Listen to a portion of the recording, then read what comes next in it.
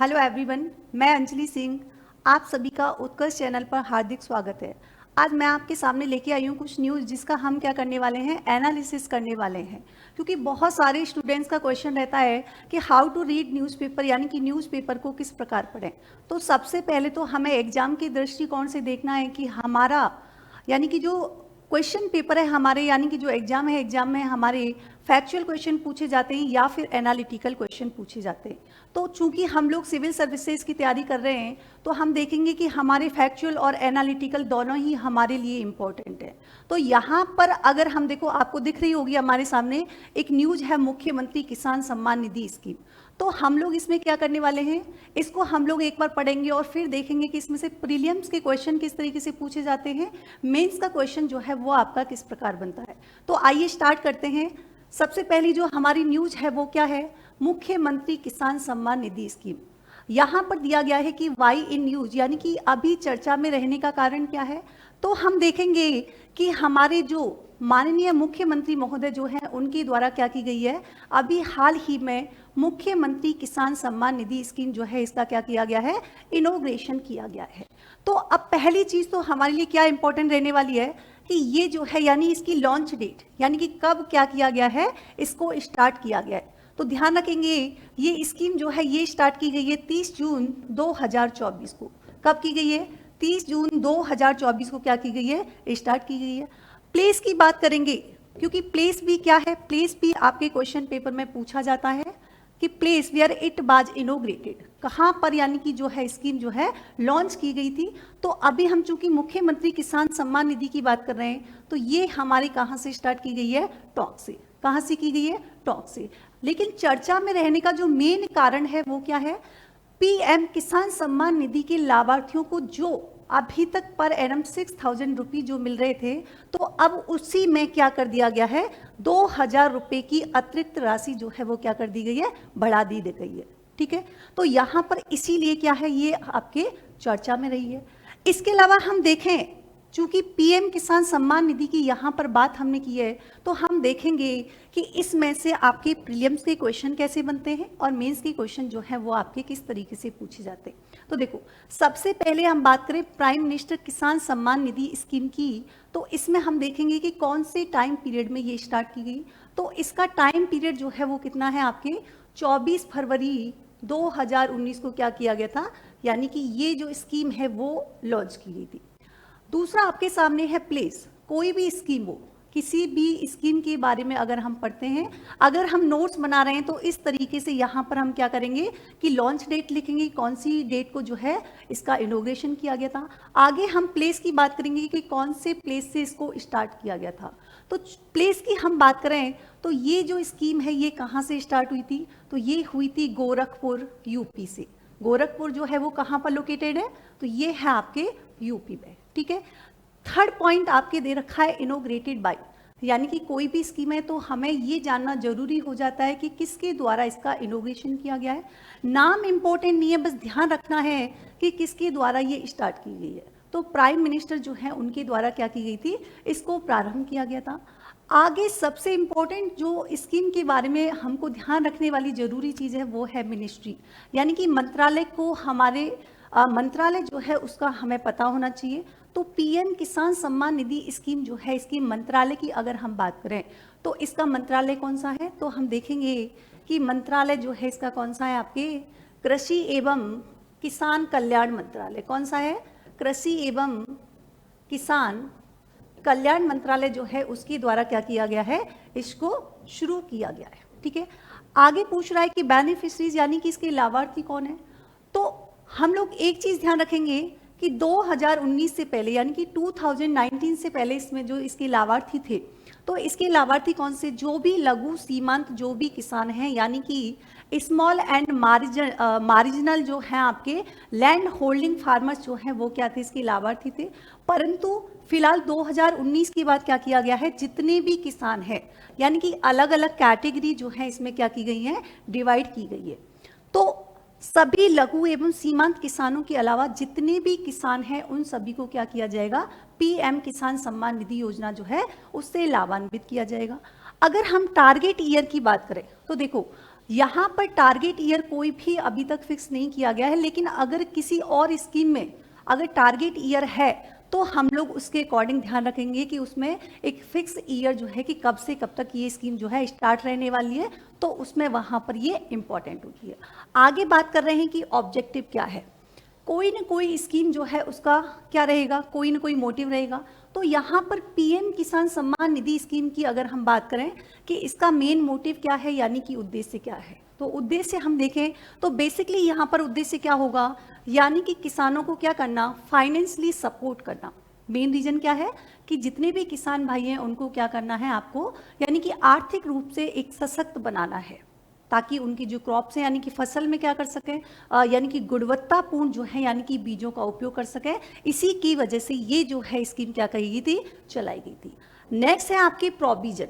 Provision देखें इस scheme के प्रोविजन क्या है, तो यहाँ पर हम बात कर रहे हैं कि 4 मंथ में, कितने, हर 4 मंथ में, यानी कि एक साल में प्रत्येक 4 मंथ पर क्या किया जाएगा, 3 इक्वल क्या की जाएंगी, इंस्टॉलमेंट जो है वो आपकी डायरेक्ट क्या होती है, यानी कि डायरेक्ट ट्रांसफर होती है। जो फंड जो है यानी कि the fund will be directly transferred in the bank accounts, ठीक है।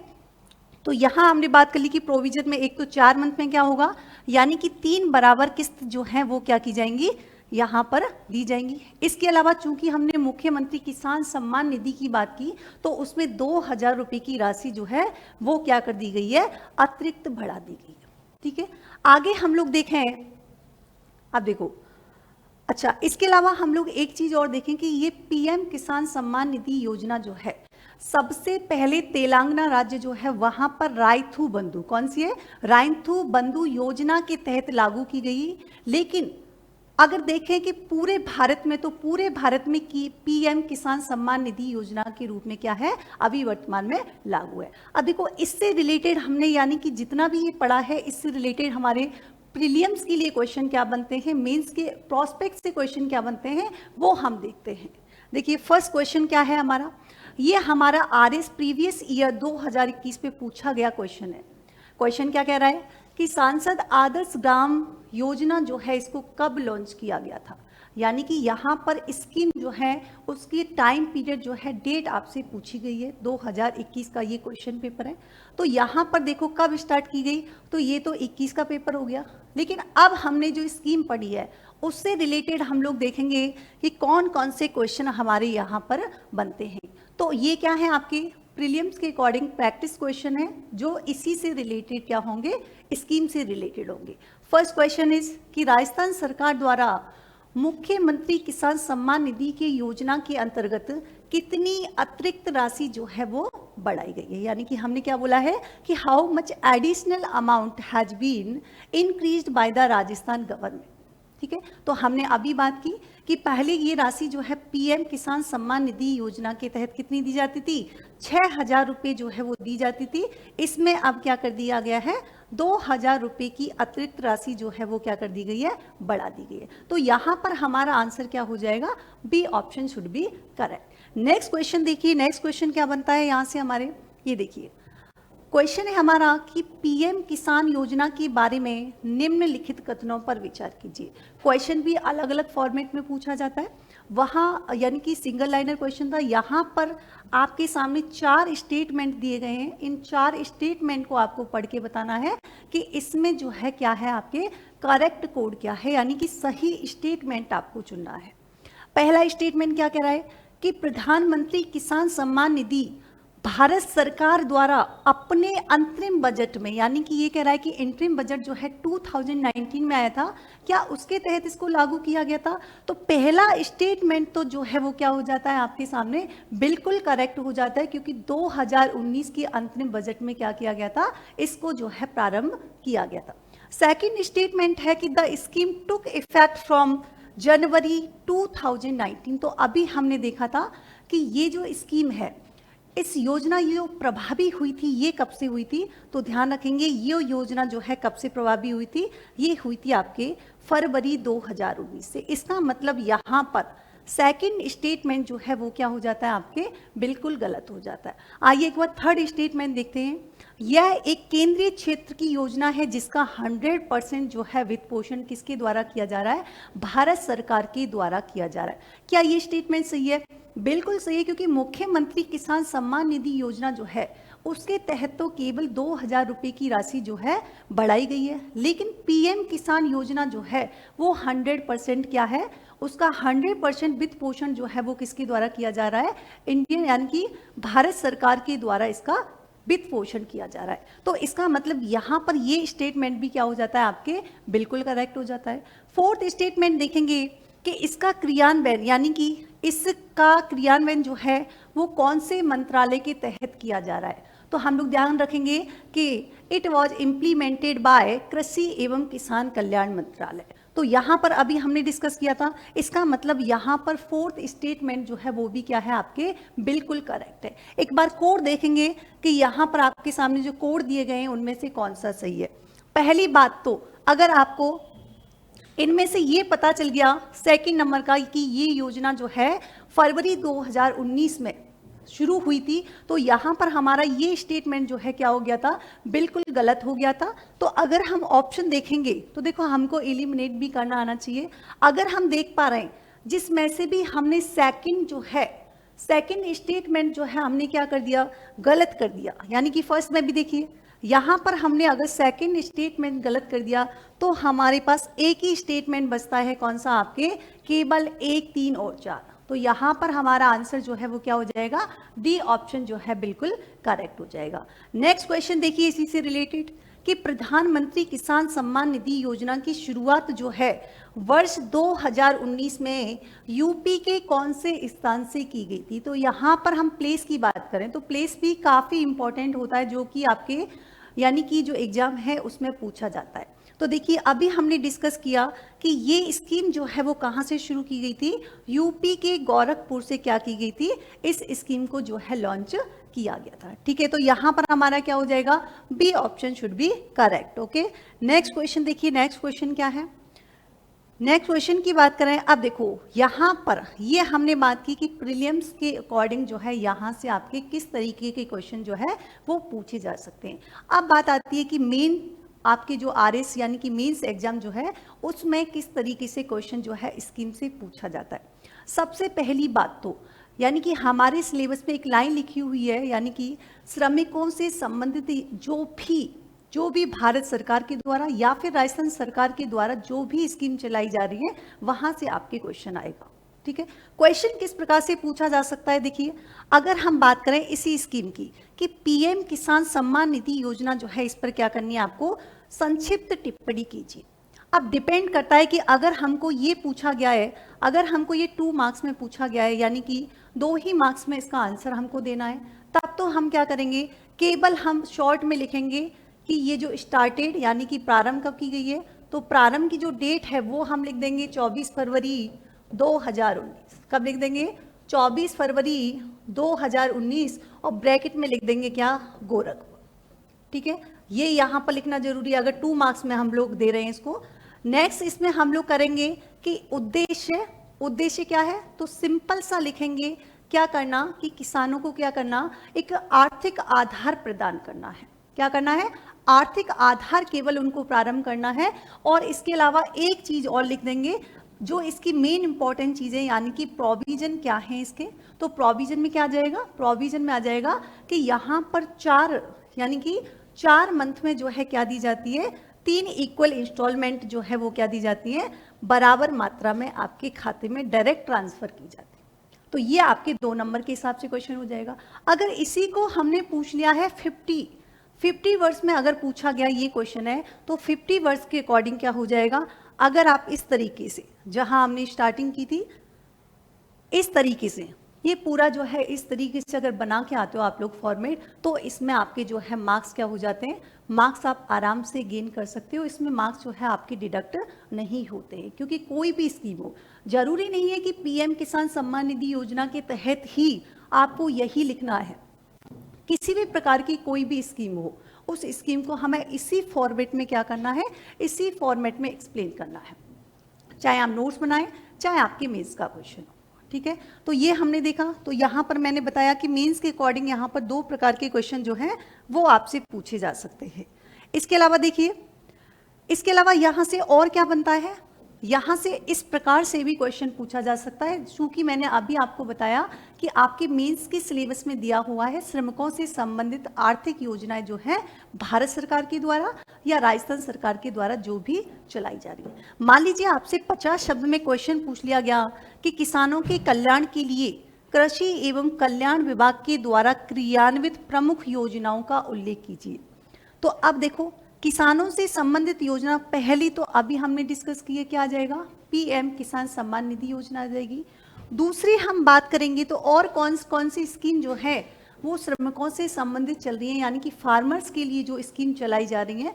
तो इसमें देखेंगे जैसे आपकी प्रधानमंत्री किसान मानधन योजना हो गई, जैसे आपकी प्रधानमंत्री फसल बीमा योजना हो गई, जैसे राष्ट्रीय मधुमक्खी पालन एवं शहद मिशन योजना हो गई, जैसे आपकी राष्ट्रीय कृषि विकास योजना हो गई, जैसे आपकी मृदा स्वास्थ्य कार्ड योजना हो गया। अगर 50 वर्ड्स में पूछा गया है तो 50 वर्ड्स में तो हम केवल क्या करेंगे, इन स्कीम का नाम लिख देंगे और इन स्कीम का नाम लिख के साइड में हम लोग लिख देंगे अगर हमको इसकी लॉन्च डेट याद है तो, ठीक है।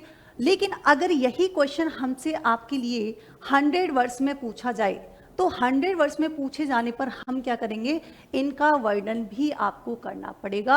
और उस वर्णन में हम लोग क्या लिखेंगे, इन शॉर्ट हमें सबसे पहले लिखना पड़ेगा, चाहे कोई भी स्कीम है उसकी डेट अगर आपको याद है तो, सेकंड उसका स्थान आपको याद है तो कि कहाँ से लॉन्च किया गया है। इसके अलावा सबसे इंपॉर्टेंट है कि उसका उद्देश्य क्या है। तो बेसिकली उद्देश्य तो किससे रिलेटेड होगा, चूंकि किसानों से संबंधित है तो किसानों के कल्याण से रिलेटेड होगा, लेकिन उसके मेन प्रोविजन क्या क्या है ये हमको बताने पड़ेंगे, ठीक है। तो यहाँ पर 100 वर्ड्स के अकॉर्डिंग भी हम क्या कर सकते हैं, इस क्वेश्चन को जो है सॉल्व कर सकते हैं। सेकंड देखिए, सेकंड न्यूज अगर हम देखें तो हाल ही में एक न्यूज आई थी, नवीन महाजन। कौन सी, नवीन महाजन। अब ये हमारे लिए किस प्रकार इंपॉर्टेंट हो जाती है ये देखने वाली बात है। आपको पता होगा कि हमारे सिलेबस में एक लाइन लिखी हुई है, पर्सनैलिटी यानी कि व्यक्तित्व। क्या लिखा हुआ है, पर्सनैलिटी यानी कि व्यक्तित्व जो है वो लिखा हुआ है। अब व्यक्तित्व जो है वो किस प्रकार से हमारे लिए इंपॉर्टेंट हो जाता है। यहाँ पर्सनैलिटी हमारे पास 2 तरीके से क्वेश्चन पूछे जाते हैं, या तो हाल फिलहाल में क्या हुआ है, किसी का निधन हुआ है, या फिर क्या है, या फिर उसकी क्या हुई है, कोई अपॉइंटमेंट हुआ है, किसी पद पर उसको, किसी डेजिग्नेशन पर जो है उसको अपॉइंट किया गया है। तो व्यक्तित्व के यहाँ पर 2 ही तरीके से क्वेश्चन बनते हैं। यहाँ पर एक नाम लिखा हुआ है नवीन महाजन।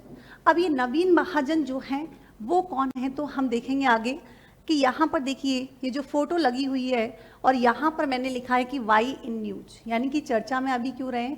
तो इनको अभी क्या किया गया है, इनको चुना गया है चीफ इलेक्टोरल, क्या चुना गया है, चीफ इलेक्टोरल ऑफिसर जो है उस पोस्ट पर इनको क्या किया गया है, अपॉइंट किया गया है। और इन्होंने ये जो स्थान है वो किसका लिया है, किसको रिप्लेस किया है, तो इन्होंने प्रवीण गुप्ता जो है इनको क्या किया है, रिप्लेस किया है।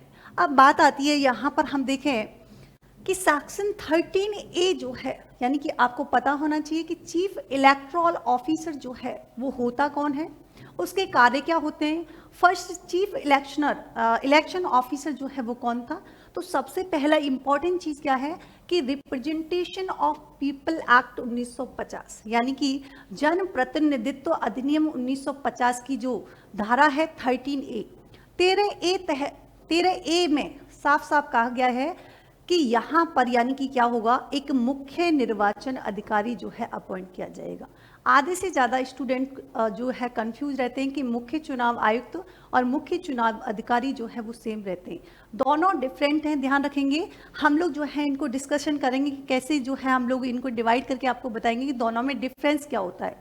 लेकिन सबसे पहले देखें कि मुख्य निर्वाचन अधिकारी जो है वो किसके द्वारा अपॉइंट किया जाता है। तो ध्यान रखेंगे, अगर अपॉइंटेड की बात करें तो ये जो है किसके द्वारा अपॉइंट किया जाता है, मुख्य निर्वाचन आयुक्त के द्वारा। किसके द्वारा, मुख्य निर्वाचन आयुक्त जो है उसके द्वारा इसकी क्या की जाती है, नियुक्ति की जाती है।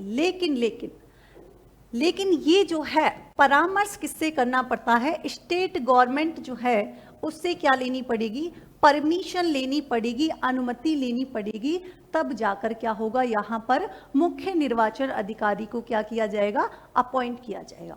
आगे हम लोग देखें कि फंक्शन यानी कि इसके कार्य की बात करें तो जैसा कि आपको नाम से समझ में आ रहा होगा कि मुख्य निर्वाचन अधिकारी का जो कार्य जो है वो क्या रहेगा, तो यहाँ पर बेसिकली क्या करवाना, इलेक्शन कंडक्ट करवाना। क्या रहेगा, यानी कि चुनाव जो है उनका क्या करवाना, उनको सुपरवाइज भी करता है, सुपरवाइजर के अलावा डायरेक्ट भी करता है, और डायरेक्ट करवाने के अलावा यानी कि कंट्रोल ऑफ इलेक्शन। तो बेसिकली इसका जो है क्या काम रहता है, चुनावों का क्या करना, यानी कि निर्देश देना, संचालन करवाना, चुनावों को एग्जीक्यूट करवाने का कार्य जो है वो बेसिकली किसका रहता है, चीफ इलेक्शन ऑफिसर का रहता है। यहाँ पर नेक्स्ट जो है वो लिखा हुआ है कि फर्स्ट चीफ इलेक्शन ऑफिसर कौन था, ये आपके प्रीलिम्स के अकॉर्डिंग काफ़ी इंपॉर्टेंट हो जाता है, तो ध्यान रखेंगे। बीबी मोहंती जो है, बीबी मोहंती जो है वो क्या थे, भारत के पहले मुख्य निर्वाचन अधिकारी थे। ठीक है, आगे हम लोग देखें इसी से रिलेटेड। देखो यहाँ पर मैंने दो पार्ट में डिवाइड किया है, क्योंकि राज्य स्तर पर यहाँ पर राज्य निर्वाचन आयोग होता है, केंद्रीय स्तर पर भारतीय निर्वाचन आयोग होता है। दोनों में डिफरेंस क्या है, दोनों का गठन जो है अलग अलग टाइम पीरियड पे किया गया था, दोनों का हेडक्वार्टर जो है वो अलग है। तो दोनों में देखो डिफरेंस अगर हम देखें, ये आपको समझ में आ गया कि स्टेट लेवल पर जो है वो क्या होता है, स्टेट इलेक्शन कमीशन होता है। वहीं हम सेंट्रल लेवल पर बात करें तो यहाँ पर क्या होता है, यानी कि इलेक्शन कमीशन ऑफ इंडिया जो है वो होता है। दोनों में अगर हम डिफरेंस देखें कि गठन जो है, फॉर्मेशन जो है वो दोनों का, अगर हम पर्टिकुलर बात करें कि राज्य निर्वाचन आयोग का गठन जो है कब किया गया था, तो देखो गठन की बात करें तो गठन बेसिकली कब किया गया था, जून 1994 में किया गया था। कब किया गया था, जून 1994 में जो है इसका गठन किया गया था। परंतु इसने काम करना जो स्टार्ट किया, यानी कि कार्य प्रारंभ करने की डेट जो है वो क्या है, अलग है। तो ये इसकी डेट कौन सी है, 1 जुलाई 1994 में क्या किया गया था, इसने कार्य करना प्रारंभ किया था। अगर इधर हम सेंट्रल लेवल पर देखें कि इलेक्शन कमीशन ऑफ इंडिया की बात करें कि इसका गठन जो है वो कब किया गया था, तो ध्यान रखेंगे 25 जनवरी क्या है, 25 जनवरी 1950 यानी कि 1950 को क्या किया गया था, भारतीय निर्वाचन आयोग की जो क्या की गई थी, स्थापना की गई थी। और एक और चीज इससे रिलेटेड हम लोग देखेंगे कि 25 जनवरी को ही क्या मनाया जाता है, वोटर्स डे के रूप में यानी कि सेलिब्रेट किया जाता है। यानी कि ये जो डेट है, the date was celebrated as voters day, यानी कि वोटर्स डे के रूप में क्या की जाती है, मनाई जाती है ना। नेक्स्ट देखिए, यहाँ पर हम हेडक्वार्टर की बात करें तो राज्य निर्वाचन का आयोग का यानी कि जो हेडक्वार्टर जो है वो क्या है, आपके जयपुर। कहाँ पर है, जयपुर है।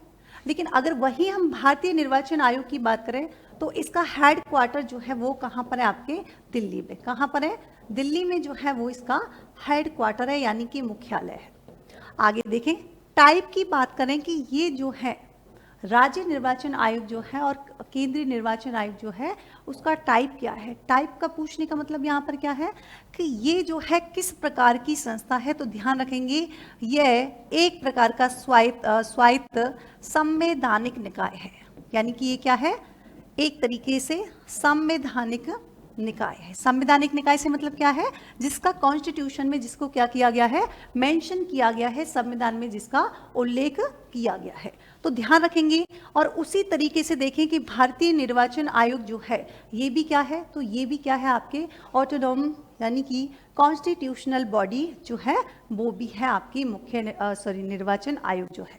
यहाँ पर आर्टिकल की अगर हम बात करेंगे कि राज्य निर्वाचन आयोग जो है इसका कौन से अनुच्छेद में जो है मेंशन किया गया है, कौन से आर्टिकल में है, तो ध्यान रखेंगे 243 के यानी कि 243 के में जो है वो राज्य निर्वाचन आयोग के बारे में क्या की गई है, प्रावधान किया गया है कि आर्टिकल 243 के तहत क्या होगा, भारत में यानी कि राज्य स्तर पर एक राज्य निर्वाचन आयोग जो होगा वो राज्य स्तर पर चुनावों का क्या करवाएगा, संचालन करवाएगा, इलेक्शन जो है वो कंडक्ट करवाएगा।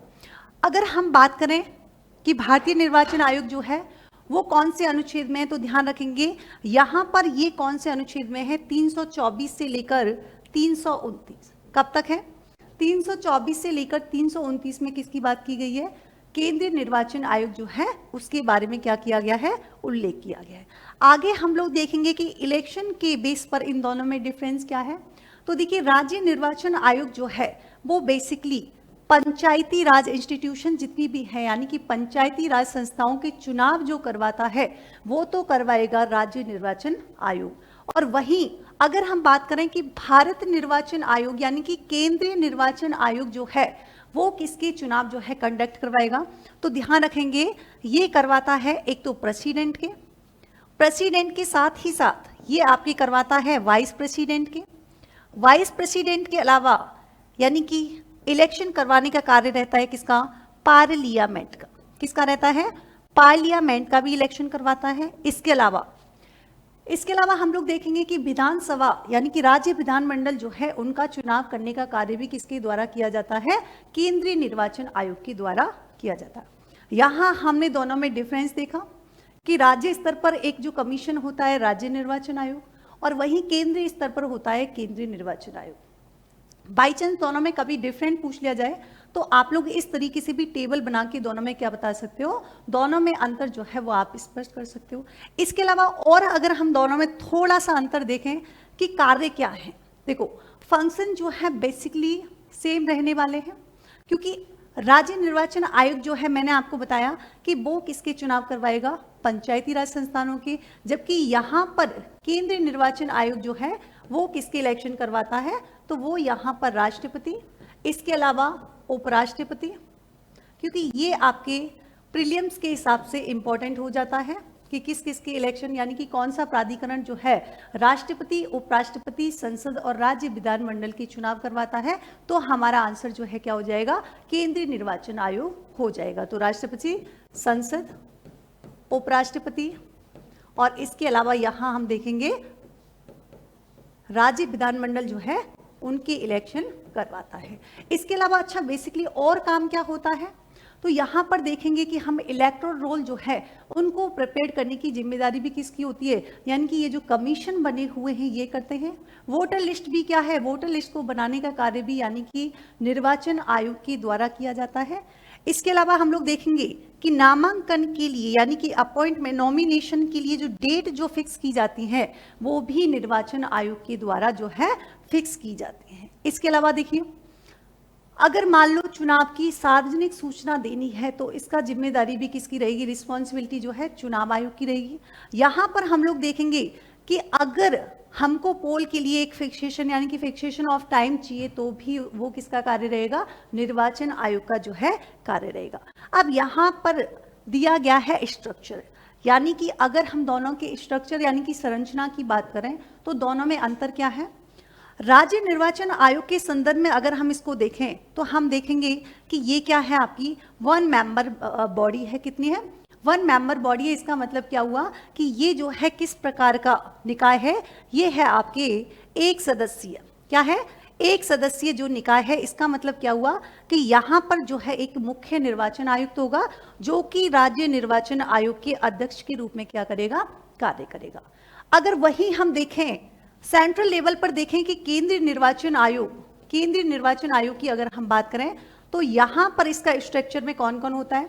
तो वर्तमान की बात करें यानी कि प्रेजेंट टाइम की बात करें तो प्रेजेंट टाइम में यहां पर कितनी संख्या है? यानी कि 3 मेंबर बॉडी जो है वो क्या है? केंद्रीय निर्वाचन आयोग है, जिसमें एक जो है क्या होगा? मुख्य चुनाव आयुक्त होगा जो कि केंद्रीय निर्वाचन आयोग के अध्यक्ष के रूप में कार्य करेगा, जबकि 2 क्या होंगे? इसको सलाह यानी कि इसके साथ के लिए यहां पर 2 अन्य निर्वाचन आयुक्त भी होंगे।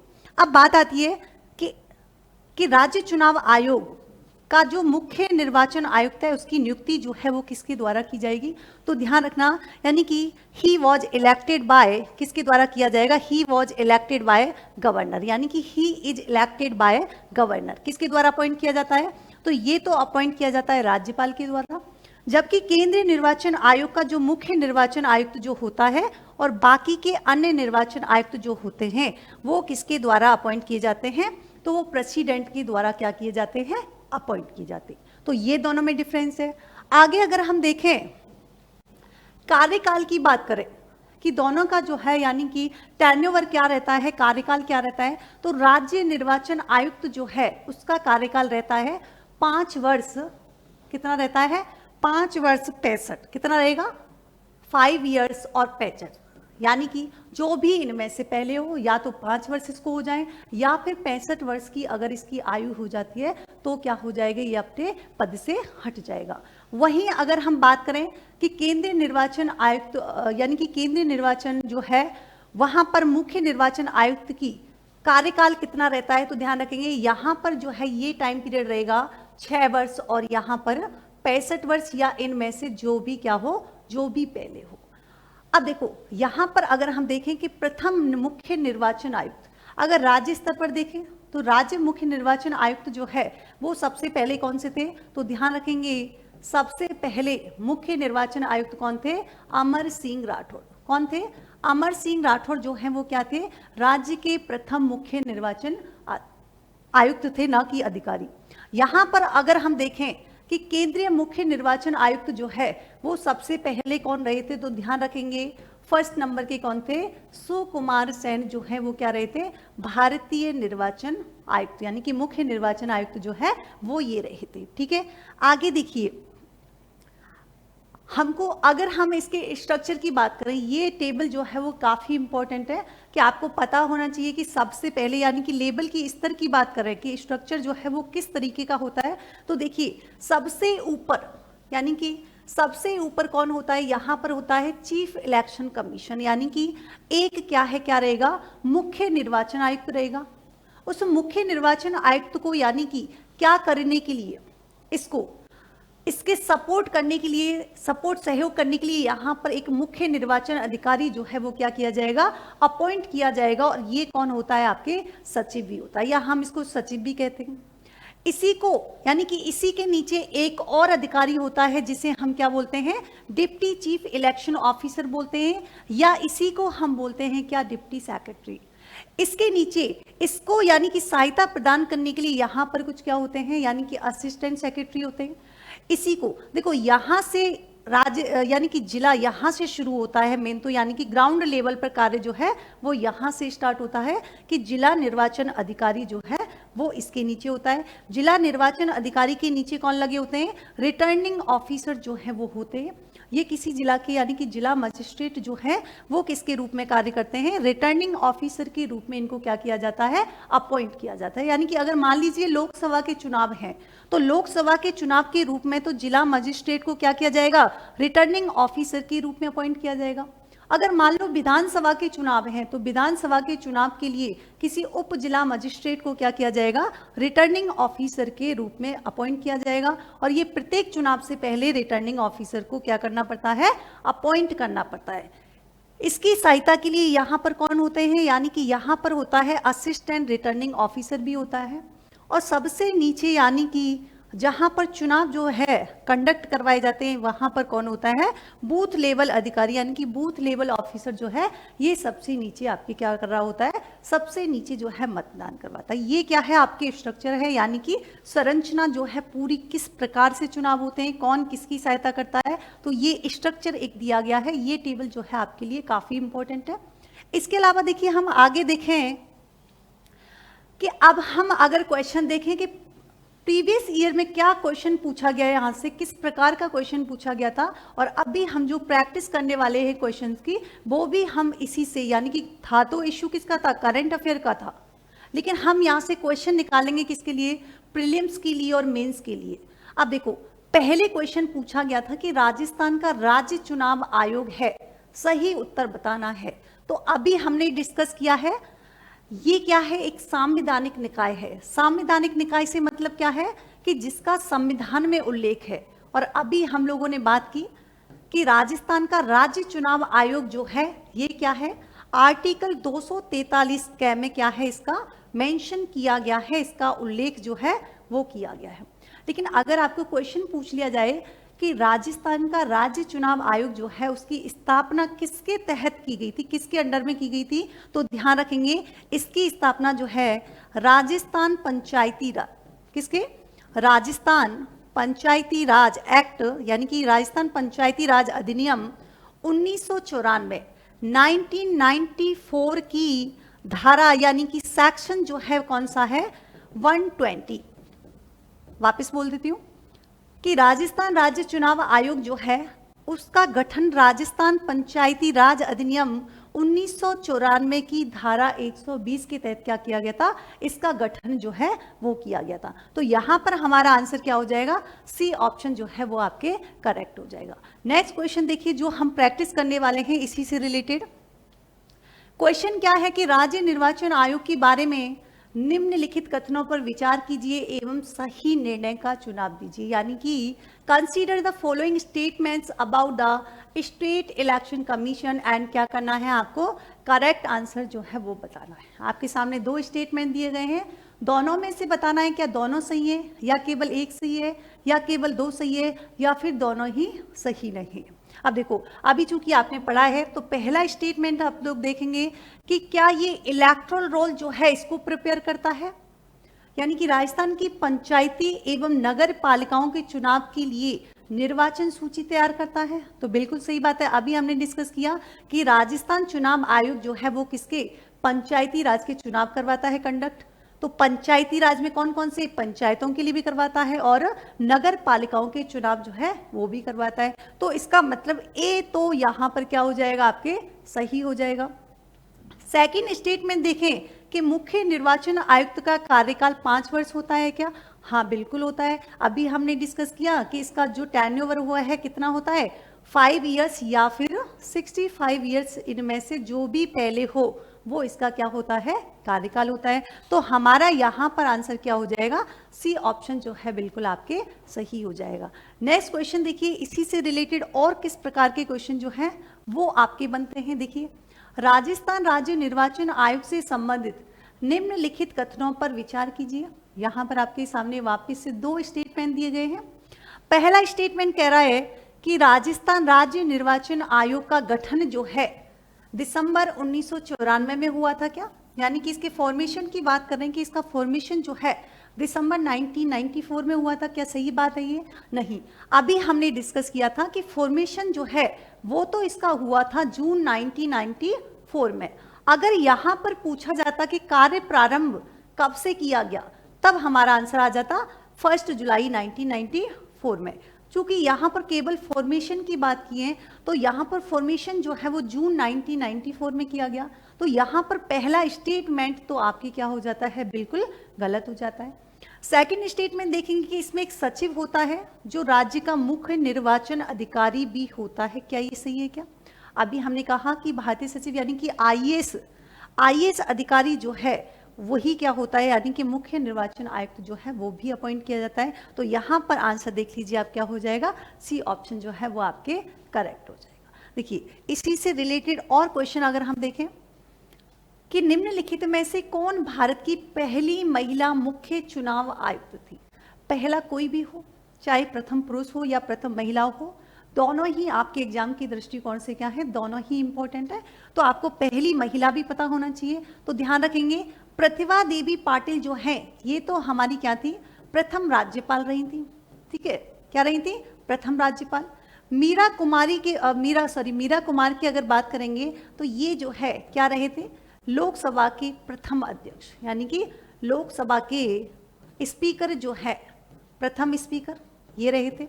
रामा देवी की बात करेंगे तो ये जो है क्या रही थी, पहली महिला मुख्य चुनाव आयुक्त। तो यहां पर हमारे क्या पूछा गया था कि पहला मुख्य चुनाव आयुक्त जो है महिला वो कौन सी है। तो यहां पर आंसर जो है वो हमारी क्या हो जाएगा, सी ऑप्शन क्या हो जाएगा, बिल्कुल करेक्ट हो जाएगा। जबकि निर्मला सीतारमण जो है वो फाइनेंशियल मिनिस्टर भी रही है, यानी कि वित्त मंत्री भी रही है। तो यहां पर हमारा ऑप्शन बेसिकली क्या हो जाएगा, सी ऑप्शन बिल्कुल आपके करेक्ट हो जाएगा। नेक्स्ट क्वेश्चन देखिए, नेक्स्ट क्वेश्चन क्या है कि भारत के मुख्य चुनाव आयुक्त का कार्यकाल कितना है। यहां पर हम लोग टेन्योर की बात कर रहे हैं। अभी इससे पहले हमने डिस्कस किया था कि राजस्थान के मुख्य चुनाव आयुक्त का कार्यकाल क्या है। यहां पर क्वेश्चन चेंज हो गया है। यहां पर हमने किसका पूछा है, यहां पर हमने पूछा है भारत के मुख्य चुनाव आयुक्त का कार्यकाल कितना है। तो देखिए 4 ऑप्शन जो है वो आपके सामने दिए गए हैं।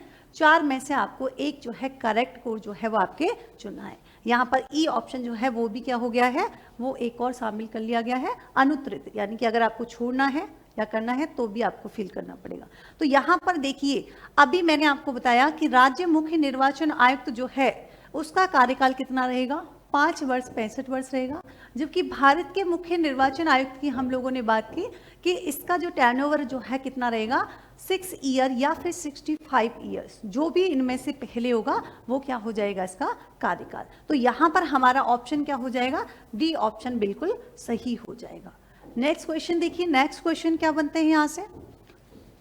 नेक्स्ट क्वेश्चन इस तरीके से भी बन सकता है कि निर्वाचन आयोग के प्रमुख को, यानी कि निर्वाचन आयोग जो है उसका मुख्य निर्वाचन आयुक्त जो है वो किसके द्वारा अपॉइंट किया जाता है।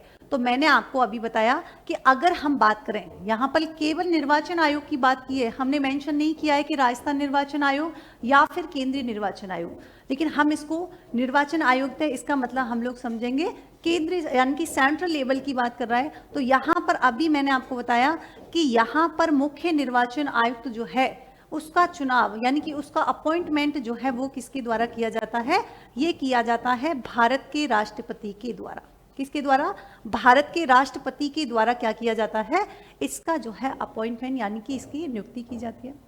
अच्छा, यहाँ से कुछ क्वेश्चन इस तरीके से भी पूछे जाते हैं, अगर पूछ लिए जाए कि इनके वेतन भत्ते, तो ध्यान रखेंगे इनके वेतन भत्ते जो हैं, अगर सेंट्रल लेवल पर पूछे तो इनके जो वेतन भत्ते हैं, इनकी जो सैलरी जो है वो किसके बराबर होती है, तो ध्यान रखेंगे सुप्रीम कोर्ट का क्या होता है, यानी कि उच्चतम न्यायालय के मुख्य न्यायाधीश के बराबर ही इसके क्या होते हैं, वेतन भत्ते जो हैं वो होते हैं। अगर पूछ लिया जाए कि इसको पद से किस प्रकार, यानी कि मुख्य निर्वाचन आयुक्त जो है इसको पद से कैसे हटाया जा सकता है, तो ध्यान रखेंगे महाभियोग के द्वारा जिस प्रकार उच्चतम न्यायालय के मुख्य न्यायाधीश को अपने पद से हटाया जाता है, उसी प्रकार से निर्वाचन आयोग के मुख्य निर्वाचन आयुक्त को भी क्या कर सकते हैं, हटा सकते हैं। तो सुप्रीम कोर्ट के बराबरी क्या है इसकी पावर्स है। नेक्स्ट क्वेश्चन देखिए, यहाँ पर हम कुछ क्वेश्चन जो है मेन एग्जाम के दृष्टिकोण से लेकर आए हैं, जो कि इसी से ही रिलेटेड है कि किस प्रकार के क्वेश्चन जो है इस टॉपिक से आपको देखने को मिलते हैं। पहला क्वेश्चन देखिए कि भारत में चुनाव सुधारों के लिए गठित प्रमुख समितियों का उल्लेख कीजिए और कितने, यानी कि 15 वर्ष में पूछा गया है 2 मार्क्स में। 2 मार्क्स की हमने यहाँ पर बात की है, कितने, 2 मार्क्स की। तो 2 मार्क्स में हम लोगों को केवल और केवल सीधे सीधे, हमको कुछ एक्सप्लेन नहीं करना है, सीधे सीधे हमको क्या बता देनी है कि चुनाव सुधारों से, यहाँ पर हम लोग लिख देंगे कि चुनाव सुधारों से संबंध क्या है, समितियों के नाम। और समितियों के नाम में जैसे हमने पढ़ा होगा प्रथम प्रशासनिक सुधार आयोग, ये भी चुनाव सुधार के लिए ही किया गया था।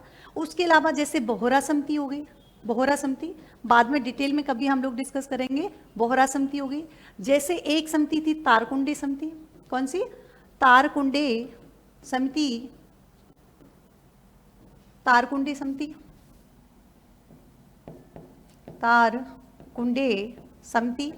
इसके अलावा हमने बात की इंद्रजीत गुप्त जो है, इंद्रजीत गुप्त समिति, ये भी चुनाव सुधार से संबंधित थी। जैसे आपकी अगर और बात करें दिनेश गोस्वामी समिति, ये भी जो कि 1990 में एस्टैब्लिश की गई थी, ये भी चुनाव सुधारों के लिए की गई थी, यानी कि इलेक्शन रिफॉर्म के लिए की गई थी। इसके अलावा के संथानम समिति जो है वो भी किसके लिए बनाई गई थी, यानी कि चुनाव सुधारों से संबंधित जो है इस समिति का गठन किया गया था। तो 15 शब्दों में हमें मिनिमम जो है 4 से 5 समितियों के नाम जो क्या कर सकते हैं, हम मेंशन कर सकते हैं। तो उसके बाद अगर सामने हम ईयर लिख देंगे तो ये हमारे लिए क्या हो जाएगा, और भी जो है क्या हो जाएगा, यानी कि हम लोग मार्क्स जो है न के बराबर कटेंगे। ठीक है, और देखिए मेंस के किस प्रकार से जो है क्वेश्चन बनते हैं आपके। यहाँ हमने पूछा है कि भारतीय निर्वाचन आयोग के कार्य एवं शक्तियों का विवरण दीजिए। ये हमने पूछा है कितने वर्ष में, 50 वर्ष में हमने बात की है। यानी कि यहाँ पर क्या बताना है कि describe the function and power of the election commission of India, यानी कि फंक्शन बताने हैं और पावर्स की हम लोगों को बात करनी है। लेकिन हमको लिमिट दी गई है कि हमको केवल कितने वर्ष में बताना है, 50 वर्ष में जो है इसको हमें बताना है। अब देखो चूंकि 50 वर्ष में बताया गया है तो हम लोग सीधा सीधा लिख सकते हैं कि ये क्या करते हैं, इलेक्शन जो है इलेक्शन को कंडक्ट करवाते हैं, इलेक्शन के साथ ही इलेक्टोरल रोल जो होती है उसको प्रिपेयर करते हैं, नामांकन की यानी कि तिथि जो है वो हम लोग निश्चित करते हैं, ये भी इसका कार्य है। चुनाव बेसिकली जो है स्वतंत्र एवं निष्पक्ष रूप से चुनावों का संचालन करना भारतीय निर्वाचन का क्या है, निर्वाचन आयोग का मुख्य कार्य है। तो ये तो हम सीधा सीधा लिख देंगे अगर हमको 50 वर्ड्स में पूछा गया है तो। अगर यही क्वेश्चन आपसे 100 वर्ड्स में पूछा जाता, कितने वर्ड्स में, अगर हमको 100 वर्ड्स में अगर ये क्वेश्चन पूछा जाता, तब हम क्या करते, इसके फंक्शन और जो पावर्स जो हैं हम उसको क्या करते, अलग अलग कैटेगरी में डिवाइड करके हम लोग जो है इसका आंसर लिखते। किस प्रकार से रहता है ये कैटेगरी, देखो तब हम क्या कर सकते हैं, अगर 100 वर्ड्स में पूछा है तो सबसे पहले हम यहाँ पर क्या लिखेंगे, आंसर में आपको एक फॉर्मेट बता देती हूँ कि यहाँ पर सबसे पहले हम क्या करेंगे, ECI का इंट्रोडक्शन देंगे थोड़ा सा, यानी कि क्या है, सिर्फ इतना कि कहाँ पर मेंशन है और किस चीज़ का यानी कि कार्य करती है। तो फर्स्ट यहाँ पर आ जाएगा कि इलेक्शन कमीशन ऑफ इंडिया जो है इसका इंट्रोडक्शन फर्स्ट नंबर पे। सेकंड, इस क्वेश्चन के आंसर में अगर 100 वर्ड्स में पूछा गया है तो सेकंड जो है इसमें हम क्या लिखेंगे, सेकंड में हम लिखेंगे यहाँ पर इसके फंक्शन यानी कि कार्यों की बात करेंगे, कार्य और शक्तियाँ, फंक्शन एंड पावर्स की हम लोग जो है बात करेंगे। लेकिन यहाँ पर हम क्या करेंगे, इनको डिवाइड कर देंगे, यानी कि अलग अलग कैटेगरी में डिवाइड कर देंगे। जैसे जैसे कौन कौन सी कैटेगरी में डिवाइड करेंगे, यहाँ पर हम लिख देंगे एक तो हमारी प्रशासनिक शक्तियाँ, यहाँ पर हम भारतीय निर्वाचन आयोग की एडमिनिस्ट्रेटिव जो पावर्स हैं उनके बारे में बात करेंगे, यानी कि प्रशासनिक शक्तियों के बारे में बात करेंगे कि प्रशासनिक शक्तियाँ कौन कौन सी है भारतीय निर्वाचन आयोग की, जैसे मतदान करवाना हो गया, चुनावों का संचालन करना, डेट जो है वो फिक्स करना, ये आपके इसमें किस में आ जाएगा, प्रशासनिक शक्तियों में आ जाएगा। इसके अलावा हम सेकंड जो पावर्स है वो बांट देंगे किसमें, सलाहकारी शक्तियों में। किस में डिवाइड करेंगे, सलाहकारी शक्तियों में, यानी कि कुछ इसकी क्या होती है, कुछ इसकी एडवाइजरी पावर्स होती है। एडवाइजरी पावर्स में क्या करना है ये आपको बताएगा कि भारतीय निर्वाचन आयोग जो है वो लोकसभा से रिलेटेड जो चुनाव है उसमें संसद को बताएगा कि संसद के सदस्यों की निर्योग्यता यानी कि कौन इसमें क्या नहीं है, यानी कि अयोग्य जो है उनके बारे में सलाह देगा। वहीं अगर मान लो कि राज्य लेवल पर चुनाव हो रहे हैं, राज्य विधानसभा के चुनाव हो रहे हैं, तब क्या करेगा, ये राज्यपाल को क्या करेगा, सलाह प्रदान करेगा कि कौन इसमें शामिल है, कौन इसके जो है शामिल नहीं होगा। तीसरी शक्ति आती है जो कि यानी कि क्वासी जुडिशियल यहाँ पर पावर जो है जिसको हम बोलते हैं अर्ध न्यायिक शक्तियाँ। तो यहाँ पर हम थर्ड जो है वो किसमें डिवाइड कर लेंगे, क्वासी जुडिशियल पावर्स जो है वो हम बात करेंगे। अगर 100 वर्ड्स में पूछा गया है तो सबसे पहले हम लिखेंगे इलेक्शन कमीशन ऑफ इंडिया का इंट्रोडक्शन लिखेंगे। सेकंड हम लिखेंगे फंक्शन यानी कि पावर्स जो है, लेकिन इसको कैटेगरी डिवाइड कर लिए, एक रहेगी एडमिनिस्ट्रेटिव पावर्स जो है, सेकंड एडवाइजरी पावर्स जो है, जो भी एडवाइजरी पावर्स जो इसके फंक्शंस हैं, यहाँ पर क्वासी जुडिशियली पावर्स जो है इस तरीके से, और थर्ड में हम लोग लिखेंगे, क्या लिखेंगे, थर्ड यहाँ पर हम लिखेंगे इसका निष्कर्ष। हर अगर आपको 100 वर्ड्स में क्वेश्चन पूछा जाता है तो उसमें निष्कर्ष आपको अवश्य लिखना चाहिए, तो उसमें हमारे पास क्या रहती है, यानी कि नंबर प्राप्त करने की क्षमता जो है वो क्या बढ़ जाती है, और भी बढ़ जाती है। नेक्स्ट क्वेश्चन देखिए, देखो यहाँ पर आपके सामने 100 वर्ड्स में क्वेश्चन पूछा गया है। क्वेश्चन क्या है कि स्वतंत्र और निष्पक्ष चुनाव सुनिश्चित करवाने में भारतीय निर्वाचन आयोग के महत्व पर चर्चा करते हुए इसके समक्ष आने वाली चुनौतियों का परीक्षण कीजिए, यानी कि discuss the importance of the election commission of India ensuring free and fair election and examine the challenges faced by. यहाँ पर क्वेश्चन क्या पूछा गया है कि भारतीय चुनाव आयोग जो है अगर स्वतंत्र और निष्पक्ष चुनाव सुनिश्चित करने के लिए ही इसकी स्थापना की गई थी, लेकिन क्वेश्चन पूछ रहा है कि जब ये स्वतंत्र एवं निष्पक्ष चुनाव संचालन के लिए भारतीय निर्वाचन आयोग जो है, सबसे पहले तो हमें उसका इंपॉर्टेंस बताना है। आगे क्वेश्चन पूछ रहा है क्योंकि क्वेश्चन को पढ़ना भी उतना ही इंपॉर्टेंट है। अगर क्वेश्चन का आपको समझ में आ गया है कि पूछ क्या रहा है तो हमारे लिए क्या हो जाता है, आसान हो जाता है सॉल्व करना। देखो अब इसमें हम आंसर के लिए पहला क्या करेंगे, सबसे पहले हम इसमें लिखेंगे ECI का इंट्रोडक्शन, यानी कि कुछ ECI का इसमें हम परिचय लिखेंगे, और परिचय में क्या आ जाएगा, जैसे कौन से आर्टिकल में इसको मेंशन किया गया है, कौन से अनुच्छेद में ये निहित है। दूसरा हम लोग यहाँ पर दूसरे नंबर पर हम लिखेंगे ECI का महत्व, यानी कि इंपॉर्टेंस क्या है, इंपॉर्टेंस की बात करेंगे, इंपॉर्टेंस क्या है। थर्ड यहाँ पर हम इंपॉर्टेंस के अलावा यहाँ पर हम बात करेंगे कि यहाँ पर कौन कौन से चैलेंजेस जो हैं वो यहाँ पर इलेक्शन कमीशन को जो है फेस करने पड़ रहे हैं। अगर क्वेश्चन में कभी आपके सामने चुनौतियां पूछी गई हैं कि चैलेंजेस की क्या क्या है, तो चैलेंज के साथ साथ ही आपको क्या करना पड़ेगा, उसके समाधान भी बताने पड़ेंगे कि कैसे जो है उनको रिजॉल्व किया जा सकता है। और चौथे नंबर पर जो है हम यहाँ पर लिखेंगे क्या, निष्कर्ष। निष्कर्ष मैंने आपको बताया कि अगर मान लो 100 वर्ड्स में क्वेश्चन पूछा गया है तो निष्कर्ष जो है वो लिखना आपके लिए इंपॉर्टेंट है। इस तरीके से अगर हमने इस क्वेश्चन को लिखा तो यहाँ पर जो है हमारे नंबर क्या है, हम नंबर जो है आराम से यानी कि आसानी से प्राप्त कर सकते हैं। अब देखिए इसके अलावा देखिए, अच्छा ये देखो हमने 2 न्यूज़ आपके सामने ली थी और इन 2 न्यूज़ के माध्यम से हमने क्या किया कि प्रीलिम्स के क्वेश्चन जो है वो किस प्रकार पूछे जाते हैं, मेंस के क्वेश्चन जो है वो किस तरीके से न्यूज़ से हम लोग अलग अलग तरीके से यानी कि निकाल सकते हैं। एक हम लोग रफ कॉपी लेके या फिर अलग से नोट जो है प्रिपेयर कर सकते हैं जिसमें हम न्यूज़ से रिलेटेड कि करंट में क्या चल रहा है और उसी करंट को यानी कि डायमेंशन चेंज करना है, यानी कि बेसिक तो वही रहेगा, बस थोड़ा सा डायमेंशन जो है वो क्या करना है, हमको चेंज करना है। तो आगे ऐसे हम लोग जो है एक और सीरीज लेके आते रहेंगे जिसमें हम लोग क्या करेंगे, करंट न्यूज़ लेके उससे रिलेटेड जितने भी आपके प्रीलिम्स और मेंस के अकॉर्डिंग जो भी क्या रहेंगे, जो भी क्वेरीज रहेंगी वो हम सॉल्व करेंगे। Thank you.